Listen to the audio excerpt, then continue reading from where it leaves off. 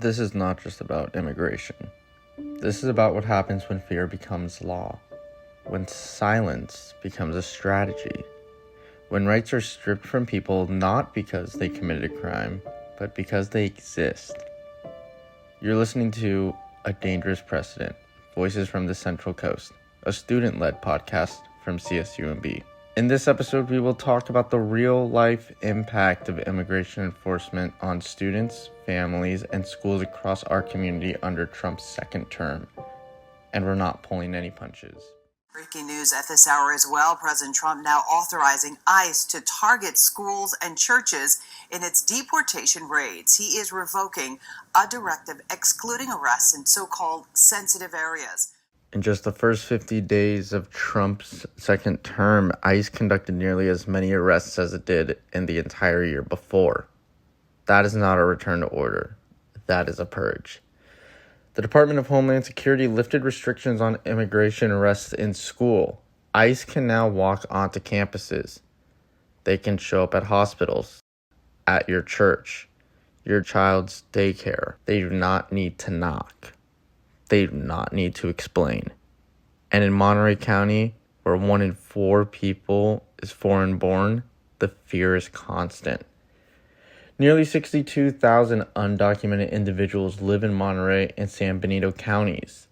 These are the people who harvest your food, clean your schools, build your homes, and now they are being hunted. Students are missing schools. Families are going silent. Some children have stopped speaking Spanish in public. That is not law and order. That is state-sanctioned trauma.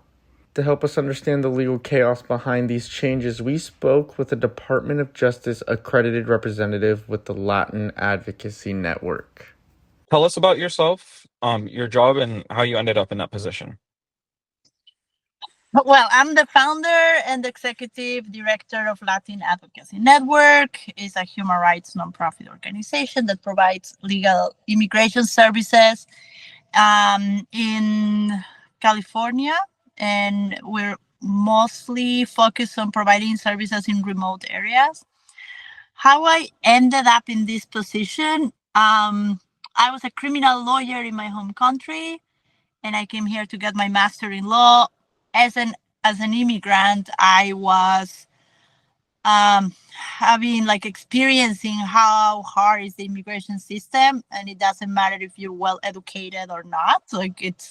We're all in the same bag, and we have to do exactly the same thing. So it kind of motivated me to do something about it, because I saw a lot of vulnerable groups that sometimes they don't know how to express themselves or how to file applications, and it's the idea of the organization is to be the voice for these people, and I really like it. I really feel very lucky to have the opportunity to help the community that I am part of.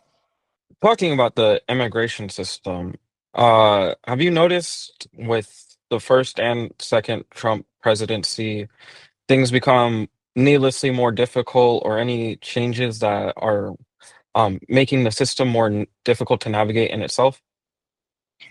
So regarding the immigration system, I will say that during the first administration, we were less prepared.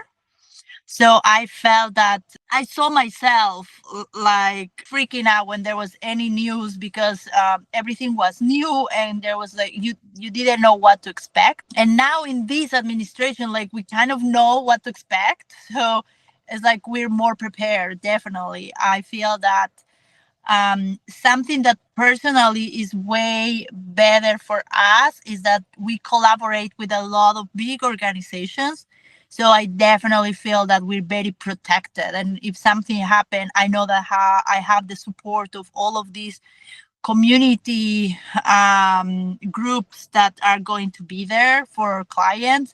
And I see that the immigrant community is more together. So I really like that. So when we provide know your rights classes and people get better educated about what to do and what not to do, I can totally see that this is a way to empower the community. So even though, yes, it is a reality that the immigration policies have been changing for the last 3 months, since the new administration, practically every week there is a change. That is also true that big organizations like Clinic or ILRC, they have been providing training to immigration lawyers. So every week we are updated. We know what is happening, and we are all like, it feels like we're on the same track. So I will say that that's the biggest difference that I find. I like that people now is more prepared. So I even see that in my clients. So our clients are like, yes, I have the right to remain in silent. And I'm like super happy when I hear that, because that means that they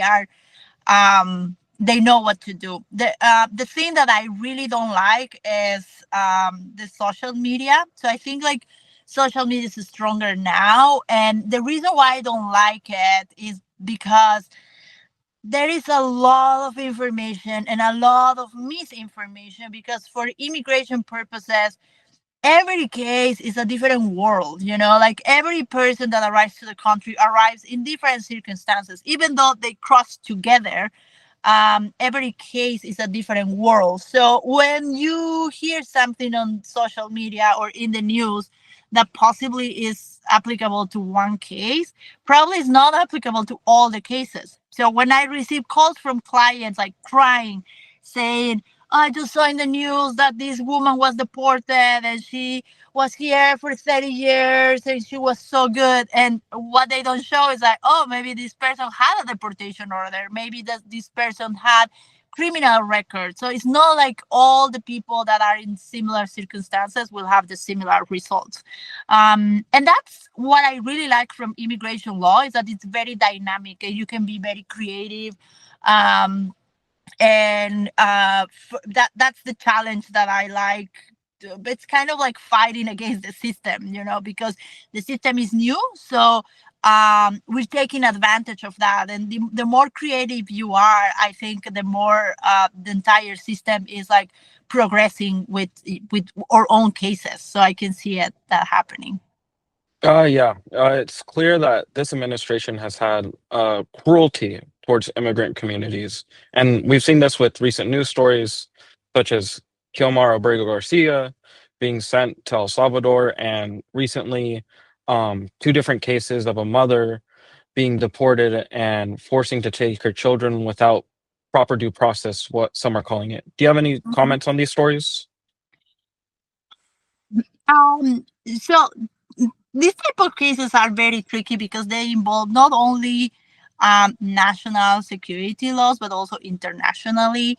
So what happened with these deportations for me is like outrageous, because first you're like sending, even like even the government tried to send U.S. citizen to El Salvador, okay, and I am from Bolivia and I was a criminal lawyer there. I've been in prisons in Latin America, and I know how like unsafe they are inside, because there is like no law. The law is the law that they like the people that is detained put, and then you just have police officers like just around the place to protect it. So I know it's not exactly the same what is happening in El Salvador, but the the people that is detained there, like the people that really is detained there for a cause, are the most um, violent and like the most dangerous people in this country. And we have clients that were victims of these groups, and the stories are terrifying. They have like no mercy, like they don't care. Like we had a client that she was a 9-year-old little girl, and MS-13 killed her uncle, who was like her father, in front of her, and in the most terrible way that you could imagine. So this is the people that is there. So I get it. Like the situation in El Salvador was so uncontrolled that they needed to have like like serious like a serious solution for that. But the problem is that the solution that this government had is like it violates also constitutional rights, because they say like now we're going to like imprison any person that has tattoos, and that's it. So just having a tattoo determines if you're a criminal or not. And I mean, we all know that it's not true. I totally support detain people that committed crimes, and they should be punished. I agree, because we have a system and we all have to follow the same rules. And if we don't do it correctly, okay, that's it. We have to, be punished. But when it crosses the line to punish people that shouldn't be punished, that is the worst, because you're not only hurting this person like by, detaining him, you also creating this trauma for him, for his family, for the entire community. So it's like a chain of trauma that it's causing. So uh, that is hard. The fact that the good thing, what I see, is that there's still judges that follow the law, and there's still judges that will say, hey, this is not correct, this is not what the law says. So that makes me feel more comfortable, because you clearly can see that the justice system is still like, it's not broken. And yes, this type of violations of the law will still happen, I think, and probably like a group of people will be still affected by this. But yes, I also know that we have these lawyers, judges, prosecutors, police officers that still believe in the system and still will do something, to prevent like more violations. So I think it's like tough times, but it's not, for me, it's not like it's the end and it's a chaos. Like, I know that the people is still the majority is still following what the law says. So comparing to my country, where like there is so much corruption, and like if somebody wants to break the system will be broken like a while ago, because especially because of the corruption. And here it's completely different. So here you still can see that the country is still living in a democracy because you have half of the country in favor of the government, half of the country like against. And for me, as a foreigner and as an immigrant too, it's very interesting to see these battles, in the law. And it's very like inspiring. So more than ever, I want to, like do something just with our cause, just with immigration services, just the fact that we're applying, we're helping the system, to keep moving in the way that it's supposed to move. So with the case from a week ago, I believe, where some mothers were undocumented immigrants and they got deported, and their children got deported with them, who the children were U.S. citizens. Do you have any advice for families if someone is detained by immigration authorities? So yes, so we provide Know Your Rights classes, and in the schools, and we, like I told you, that these classes are really creating this, they're empowering the communities. And the first thing and the most important one is that they have to remain in silence, is the most important rule. Why? Because if you're pulled over and an officer asks you for your license, okay, if they have a reason, you can just show your license and show that, yeah, you legally are available to drive. But if they start asking you, like, where are you from? When did you arrive to the United States? Then you have the right to say, I'm not going to answer, because at that point, this person has no idea who you are. They don't know if you're a citizen or if you're not, if you cross with a visa or not. So remaining in silence is the key, is the most important thing, even though you have a case. Because when you say, oh, by the way, I have a case, like I have a U visa or something, you're opening the door for more questions. So that could be a problem. So remaining in silent is the first one. But the worst case scenario, you just have to be careful with what you say. Never sign anything without talking with a lawyer before. And there are also plans for family preparations, what to do if you're detained. So it's important to have someone that you really trust, have all your documents always like in one place, all the passports, birth certificate, like collect all your information. If any of your kids have like medical issues, have all the medical records, have the people that is authorized to take them to the hospitals or to the schools. That is very important. But also, it's very it's important to highlight that it will always be in the benefit, like, of the best interest of the kid. Is there any final message that you want to like share to the people about knowing their rights, or anything in particular that you just want to leave people with? I think that everybody has the obligation to know at least a little bit about immigration rights and human rights and constitutional rights, because it's your community. So it doesn't matter if you're not an immigrant. Like, your part is to know, and if you see something that it's illegal, do something about it. To speak up, protect your community, because we're all together on this. So I would say that that's the most important. And also volunteering, because we have a lot of there is a lot of need. A lot of people is in need of immigration services, and there are not enough organizations. We're always like out of capacity. We always have to have the need to have waiting lists. And it's not just us, it's like big organizations that have been helping the community for a long time. So volunteering is so key. I'm so super thankful of people that volunteers with us, because that's something that I think has to be like a win-win situations. It's help for us, of course, and for our clients, but also I love that our internship program is for people to really get involved. So the system. It's not like you will just make copies or do translations. It's like you really will know what is happening. And I encourage always like young students to just participate and learn, and have a participation in the system, because it's really nice when I contact like past volunteers and I'm like, hey, do you remember you work on this case? It was approved. And that's it feels very nice, because it feels like you made a difference for someone's life. These are not hypotheticals. People are disappearing. And some of them are legal residents. Some are asylum seekers. Some are citizens. The system does not care.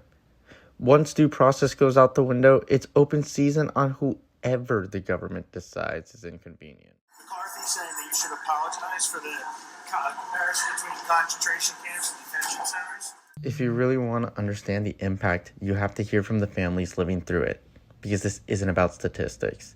This is about waking up every morning and not knowing if your family will be there when you get home. We sat down with a local student to hear what life under this new wave of fear actually looks like. Out of respect and safety, we are keeping their name anonymous.